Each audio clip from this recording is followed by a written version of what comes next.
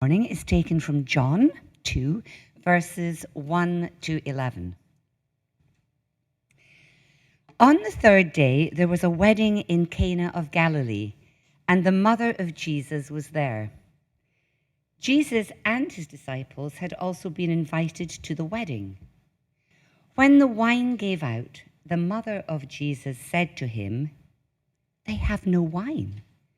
And Jesus said to her, "Woman, what concern is that to you and to me? My hour has not yet come." His mother said to the servants, "Do whatever he tells you."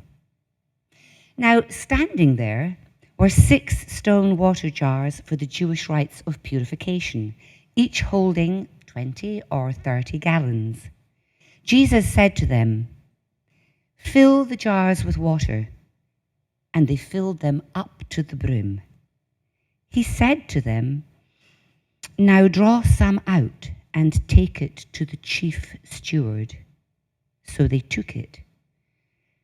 When the steward tasted the water that had become wine and did not know where it came from, though the servants who had drawn the water knew, the steward called the bridegroom and said to him, "Everyone serves the good wine first, and then the inferior wine until after the guests have become drunk. But you have kept the good wine until now." Jesus did this, the first of his signs in Cana of Galilee, and revealed his glory, and his disciples believed in him. This is the word of the Lord. Thanks be to God.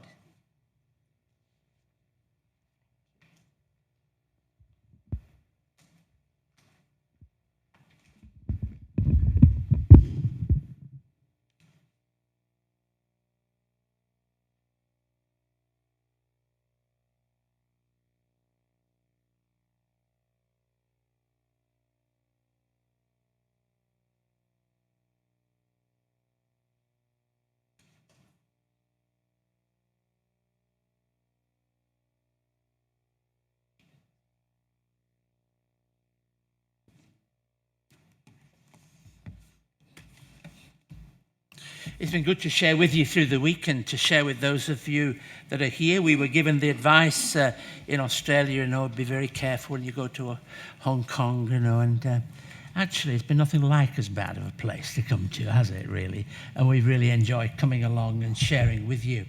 The challenges that lie before us in mission constantly have to be looked at, reviewed and examined, because we are always about mission. Mission's that broad brush term for what it is that we do and we are about.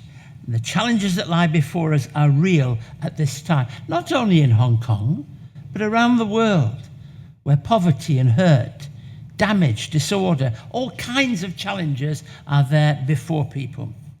I began last Sunday by talking about the ingredients, the marks, the features of a healthy church, and used the reference of the Acts of the Apostles as being so important. When I read those words in the Acts of the Apostles, it begins in that Pentecost passage by saying, "When the day of Pentecost came, they were all gathered together in one place." And I think that's where we want to be. Paints a healthy picture of a church that is unified, given a sense of common purpose, given a sense of the dream that God has for all of us. I want to take 3 cameos this morning and use each of them in a significant way to commend the way of Jesus as being a marker of our ministry and mission today. Now, the 3 pictures all come from John's Gospel. We heard one read just a moment ago, and I want to take all 3 and ask whether they are pictures of the challenges that we have. First of all, Jesus takes water at Cana. And I want to use that as a description of the unexciting duties, the ordinary things that each of us have to deal with, and how God can meet us in the midst of those places.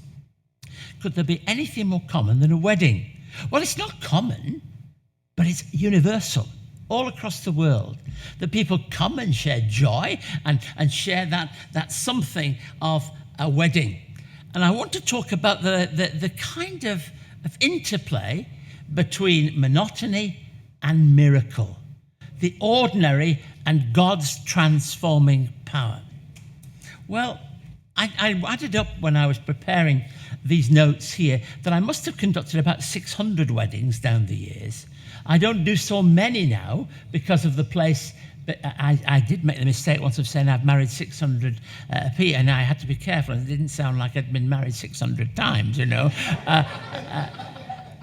But now in the job I do now, because I'm a chief executive officer, I do that occasionally, but very occasionally for staff or for some people that's there. But I've never got used to the photographs, especially if you're a minister, you know. You stand around and we have a photo. Oh, come, you must come on the photograph too now. And then we have the special photographs and it goes. But I didn't feel that way when it was our own family weddings. Didn't feel dull then, didn't feel extended then. And the truth is that what we have is a wedding that has great significance in family life. And John 2 points to a social disgrace. The wine ran out. They hadn't prepared adequately, is what it would say.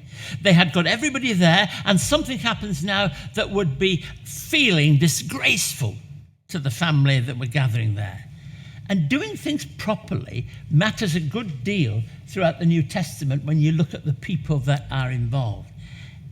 This ordinary event, however, makes way for the miraculous. There was a sense in which at first there is a reluctance to be engaged in what's happening. Jesus doesn't want to be drawn into the situation, but his mother, who has that special relationship with him, draws him in and into the situation to be of help. Now, let me just apply that, if I can, for a moment or two. The ordinary things, the things that make for your life and mine, are the places where God's Holy Spirit can bring transformation. They are the places where God's miracles take place. They're not just those things that we set aside and say, oh, they're very nice, they're very good. They are the places of utter transformation and change. God, as I shared with the people earlier this week when we were meeting together, God meets us at all times. He even meets us in church meetings sometimes. Not too late at night, I think. At 9:30, I reckon he goes home, you know, because I think he says to us there's a time and place for everything. But God meets us everywhere as we're prepared to open our hearts and lives to that encounter. God's presence in the ordinary is one of the great secrets of real discipleship. It's not just a churchy thing. It's not just something that we put on one side. God meets us where we are prepared to open our lives, our hearts to him. Our mission, our ministry is not basically skydiving and water rafting. It's ordinary. It's about things that we must do every day as we seek to live out the Christian life. And this account of the first miracle in John's Gospel comes in a section. There are really 5 chapters at the beginning of John that are unique to John. But this first sign is a sign of what he's always doing. Jesus is always turning water into wine, always turning the ordinary into the extraordinary, always taking hold of those things in our lives that we might just think are happening. They become the place where God richly and truly blesses us. The wedding took place not far from Nazareth, a family affair. We're told that the disciples were invited along with Jesus. So it was not just ordinary in the sense that he didn't know them. Yes, he did. And they knew him, and they knew Mary, and there was a real sense of coming together. An unexciting event becomes extraordinary. It's the nature of those who seek to serve Jesus Christ, that they bring the flavor of Christ into everything.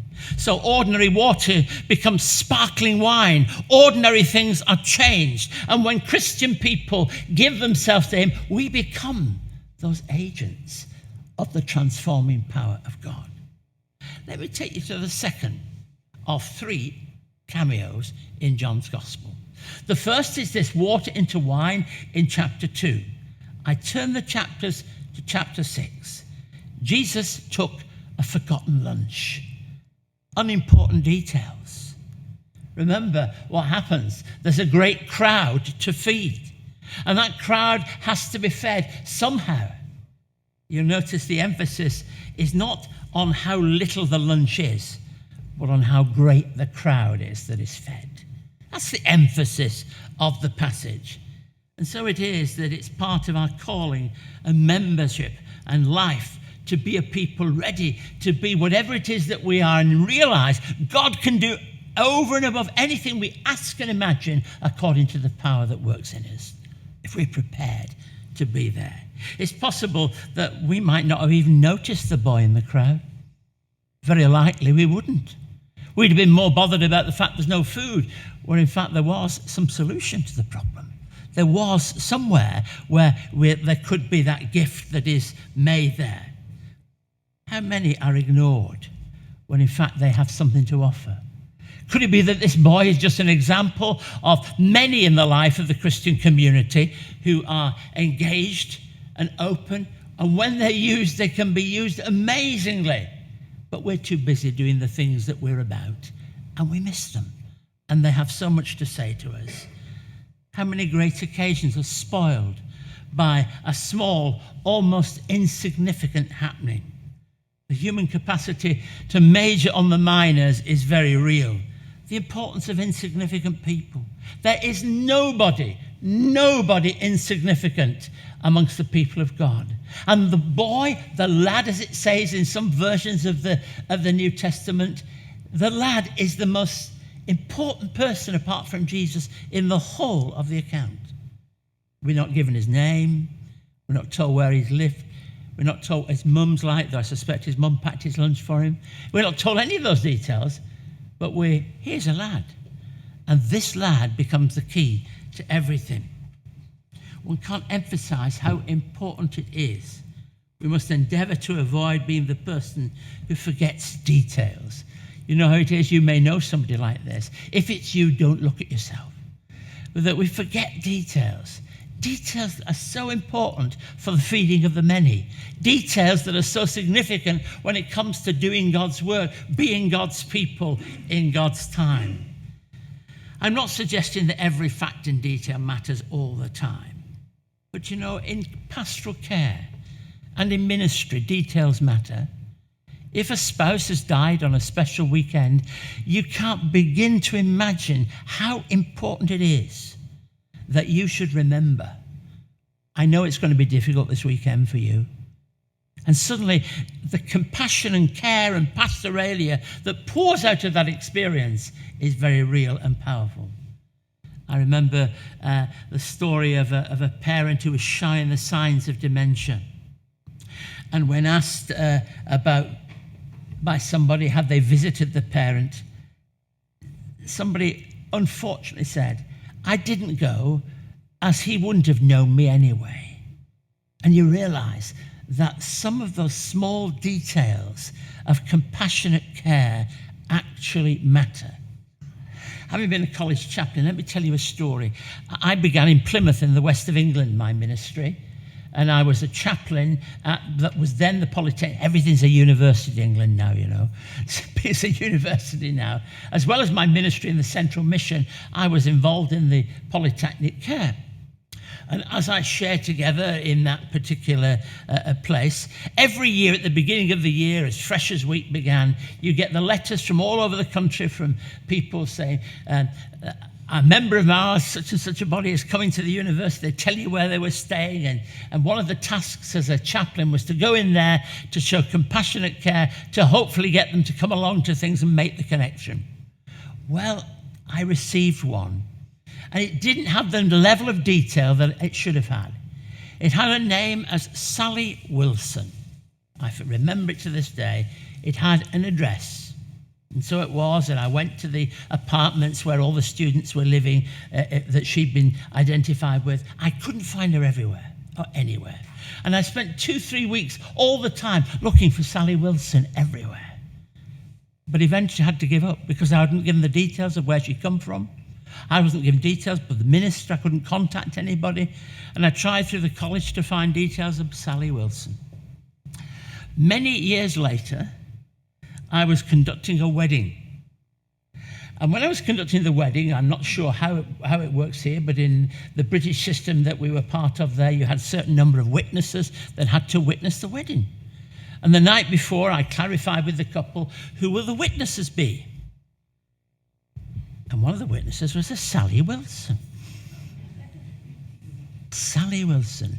I went home and my mind was exercised. I thought, Sally Wilson, it can't be the same person, can it? Anyway, we had the wedding. We went to sign the registers afterwards, and she signed the registers. And I was desperate to ask the question, but I didn't want to spoil anything. So she was stood at the back, and I said, Sally Wilson, where did you go to college and train? And she said it was in Leeds. She said, I wasn't going to go to Leeds, I was going to go to Plymouth. I said, Sally, I've been looking for you for 12 years, and I have now found you. That concern for each other. We passed the welcome pack to people who are new, but we're not just interested in people for a once in a moment time. The whole basis of our welcome must be deep and abiding, true and powerful, and it makes such a difference when you find your Sally Wilsons. And your Sally Wilsons become part of your congregational life. The details matter. He's a lad. He's got something. Jesus doesn't say it's a ridiculously small amount, but uses it. Plus the fact, the person who says he is a lad is the very one who brought other disciples to Christ. There's something of a ministry of bringing others. In every church or mission I've been part of, I have looked for those people who are able to bring others, who are able to identify others and see what they can offer. Andrew, you remember, had brought Simon, and it's Andrew who said, there's a lad here in the crowd. Seeing the potential in people, seeing that we can see the truth of what it is a person has to offer. Cooperation in ministry, engaging in ministry and mission together. Perhaps it's important to stress these things in a very sophisticated world where we recognize the power of electronic communication. Today you can live your life without actually talking to anybody. You play around with your fingers. And whether it's in Australia, where I come from, or Hong Kong here, we're obsessed with the whole thing. But you know, the greatest power comes through talking, engaging and meeting and caring and compassionately reaching out to new people to offer to them the good news of Christ. I was sharing this week about the fact that I was a minister of a church for many years that knew great growth. We had a great leadership team, a great stewards team that met with me, and we knew what it was to be together and to engage together. I left to go to another place, and I came back, and in the prayers before the service, in a vestry that we met in, we all met together. They were the leaders, and there's this new person there, and I said to him, how long have you been here? And the words that I heard were this: I was here all along. And it's possible to miss people. It's possible to have somebody part and parcel of the life of things, and we've never, ever realized they have got the gift, the very gift that we need at a point in time to reach out to them. And in the sophisticated world, details and care really does matter. Perhaps it's a word for those who hold on to power. There are some people who are here too long in the role that they do. And they just need to move to the side for somebody new to take on that role. Perhaps somebody has that gift and they've never been asked, oh, if only somebody would just ask me to do that. But perhaps you're the one that has to do the asking to make it possible for people to engage, to let insignificant people to come forward, to say, here's a lad with some bread and some fishes, and they can be used to feed the many and the crowd. But the third cameo, the first is water into wine. The second is that using of the gifts of of bread and fishes and changing them. But the third is this, in chapter 13, Jesus takes a towel. The unjustified demands. You remember the incident where Jesus washed the disciples' feet, took the towel as a symbol of mission. Foot washing, of course, is a challenging thing. On a number of occasions in my own ministry, we have exercised that ministry, sometimes on Maundy Thursday, on other occasions. For some people, it's very embarrassing. For some people, they feel very reluctant to be part of it. And I can understand it when we identify with the words of oh, no, let me. No, we sometimes have to be ministered to. Unjustified demands. Let's focus on that New Testament account for just a moment, which comes at the outset of the whole of the Passion account. It's what opens up that journey that goes to the cross, where he lays his life down for us. Jesus is not an innocent victim of a plot. He's not murdered, though it is mentioned in one Crossland's famous, lovely hymn that we often sing. He's not murdered, he lays his life down. It's a very different thing as he offers his love and grace and compassion in those moments. Jesus, in the absence of servants, does what others would have seen as inferiority. And then he asks the question, do you understand what I have done for you? The reason why Jesus washed the disciples' feet had got nothing to do with good manners or sanitation. It was something far more profound than that. It demonstrates his nature, his love. His heart must have been torn by the imminent betrayal. It must have been difficult for him to begin to handle that situation that was very, very real. We're challenged to do what might appear to be unreasonable. And you and I get those moments. We know that God asks us to do something and we never plan for it. It might be something over and above what is expected, but we need to take the towel and know what it is to do the thing that Jesus really wants of us in that moment. Let's free it of all historical unhelpfulness and gain the motive of the cross, where we recognize that Jesus came not to be served, but to serve. And if Jesus can speak in that way, then I think that echoes into our own Christian mission and experience. Of course, we'll keep a proper diary and a timetable. We want everything to be there. But all time fades when you're sat with somebody who's dying. When you want to be so full of, we've got to be at somewhere at a certain time. There are times when we just give ourselves to others. The need to forgive, the need to reconcile, the need to be brought closer together as a people. The towel and basin represents everything that Jesus calls of his people today. In seeking to understand and share in a service of God, we find ourselves called to do things that will stretch us. Do you know what I mean by that? You're stretched. You're being asked to do something, you say, I'm not sure I can do this. But somehow in God's grace, through the power of the Holy Spirit, he takes hold of our lives and we're stretched so that we might do the thing that he's asking of us. Is he saying to you this very day that there are some stretching moments got to be in your discipleship? One of the good things about coming from a place that's a long way off, I don't drop in from Australia every 5 minutes, really. It's quite a way. But what I can say is this, is there somebody whom God is saying to, there are things that you should do and being prepared to do that you know are going to stretch you. They're going to push you to the limits. Be prepared to respond to whatever it is that God is asking of you. Moments of recommitment happen in the life of our discipleship. At significant times, there are those 3 cameos. Let's just hold them in our minds for a moment. Unexciting duties, taking water, and water that becomes sparkling wine in the hands of Jesus. Unimportant details. A mere lad with bread and fishes. And the result of that was an enormous crowd is fed. and unjustified demands, where we have to do the thing that is so very, very important. I love cartoons.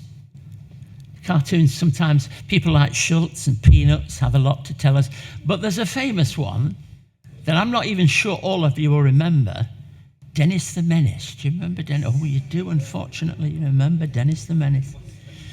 Well, Dennis the Menace is featured in an old cartoon with his friend Joey. They're leaving Mrs. Wilson's house. Their hands are full of cookies that they've been given. And Joey says, I wonder what we did to deserve all this. And Dennis says, with the wisdom of a theologian, he says, look, Joey, Mrs. Wilson did not give us the cookies because we're nice, but because she's nice. Now, it doesn't have theological words in it, but it has an enormous picture of grace. Grace, what is grace? The undeserved, unmerited love of God. That's something that reaches into us, that we say every time we take bread and wine, every time we open our hearts in prayer, we say, thank you, Lord, for your grace, undeserved. The whole work of ministry is like that. I remember a story of a little boy who called at the house of a retired couple. And he was there at the doorstep, and he was selling postcards. And these postcards were very, very cheap. So much so, it's hard to even remember these amounts of money. And he was selling the postcards there, and the gentleman said, what are you selling these postcards for? He said, oh, they're 20 cents each. He said, and what do you intend to do with them at 20 cents each? Oh, he said, I'm raising $1 million for the earthquake relief. And the couple looked at each other, and they really felt so embarrassed, but also interested. $1 million. Do you really expect to raise $1 million with your postcards? No, no, said the boy. My mate's on the other side of the road too, selling them. And you and I are called to offer what we have, what we are, and who we are. And we may not be able to do everything with the selling of our postcards, but together. And even if I dare to say it, in a modern day Hong Kong, together, Christian people can make an enormous difference. Not on our own, but with the rest, joining our hands in that faith and hope and purpose that we know belongs to Christ. There are times when God touches our lives and calls for us in a very special way. And from time to time, as a preacher, you invite people to make some kind of response, a response in the heart, a response that is there. And sometimes that has to be done quietly. Sometimes it has to be done in this kind of place. So I'm going to ask that we sing the song, I Surrender All. And as we sing, I Surrender All, I'm going to invite you, if you want to come and stand here, if you want to come for prayer, please do. Come and stand. And I don't think it's me up here. I want to stand down here too. Invite you. If you want to come and receive prayer, you want to make a new and fresh commitment in your life as individuals, as couples, please come and make that commitment together with us as we do that. I surrender all. Let's stand and sing, shall we?